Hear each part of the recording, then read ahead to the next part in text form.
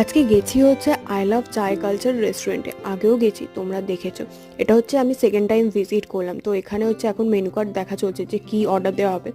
আর আমি ততক্ষণ হচ্ছে এপার ওপার সেপার ভিডিও করে বেড়াচ্ছি, নিজেদের একটু দেখিয়ে বেড়াচ্ছি। বাট উনি আমার ভিডিওতে আসতে খুবই লজ্জা পান, আমি কেন জানি না। তাও আর কি আমি একটু নিই। আর তোমাদের চলো এখানে পরিবেশটা একটু চারপাশটা ঘুরিয়ে দেখাই। খুবই সুন্দর, এত সুন্দর লাইটিংগুলো লাগছিল না।